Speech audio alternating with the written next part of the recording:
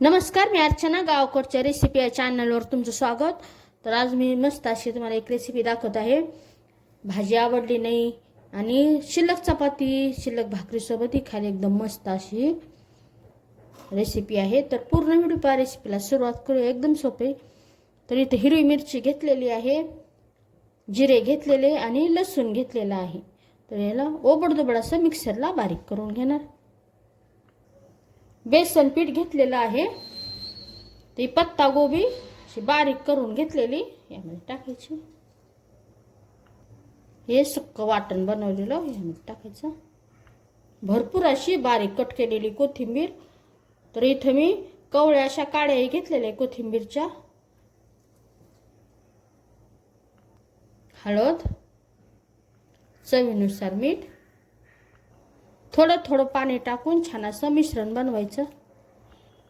थोडं थोडं पाणी टाकायचं, एकदम जास्त पाणी नाही टाकायचं. आणि व्यवस्थित असं मिक्स करून घ्यायचं. एकदम जास्त पाणी टाकलं तर प्रमाण बिघडून जातं. मस्त अशी पत्तागोबीची बेसन पोळी बनवायची आहे. तसंच मिश्रण बनवायचं. हे व्यवस्थित असं मिश्रण बनलेलं आहे. पत्तागोबीलाही पाणी सुटत असतं मीठ टाकल्यानंतर, त्यामुळं प्रमाणात पाणी टाकायचं. थोडं थोडं पाणी टाकायचं आणि मिक्स करत राहायचं, म्हणजे अंदाज येतो पाणी टाकायचं. तव्यावर किंचितसं तेल सुरुवातीला पसरवून घ्यायचं. तर प्रत्येक वेळेस असं मिक्स करून घ्यायचं, हलवून घ्यायचं. हे मिश्रण टाकून घेऊ. आणि एकदम पातळ नाही बनवायचं आणि जाडसर पण नाही, मध्यम असं पसरायचं. तर एकदा भांडं तापल्यानंतर किंवा तवा तापल्यानंतर आणि मिश्रण टाकल्यानंतर गॅसच्याच कमी ठेवायची, वाढवायची नाही, एकदम मंद करायची. एकदम खमंग असा सुगंध येत आहे. काहीतरी वेगळं असं खायचं असेल आणि भाजी आवडली नसेल तर झटपट अशी ही रेसिपी आहे. शिळी भाकरी सोबत खाता येते, शिळी चपाती सोबत किंवा वरण भातासोबत तोंडी लावायला, खिचडी सोबत तोंडी लावायला एकदम टेस्टी अशी ही रेसिपी आहे. गॅसच्याच मंद ठेवले, लगेच पालतं करायचं नाही.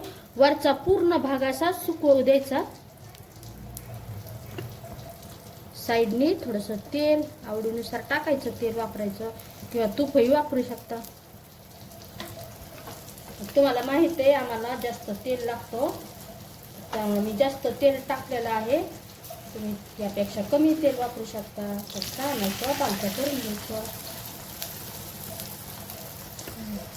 गॅसच्याच आता गरजेनुसार कमी जास्त करायची. छान असं दोन्ही बाजूंनी व्यवस्थित असं शेकून घ्यायचं. मस्त असं पालतं करून घेऊ. एकदम मस्त दिसत आहे आणि वरतून असं कुरकुरीत लागत आहे. हाताला खातानाही कुरकुरीत लागणार 100%. मस्त अशी बेसन पोळी, एकदम वेगळी आणि एकदम टेस्टी. तर नक्की बनवा. कशी झाली ते मला कमेंटमध्ये सांगा. अशा माझ्या साध्या सोप्या टेस्टी रेसिपी आवडत असतील तर माझ्या चॅनलला सबस्क्राईब करा. चॅनलवरच्या बाकी रेसिपी आवडतात तर त्यांनाही लाईक करा. आणि बेसन पोळी नक्की बनवा. कशी झाली ते मला कमेंटमध्ये नक्की सांगा.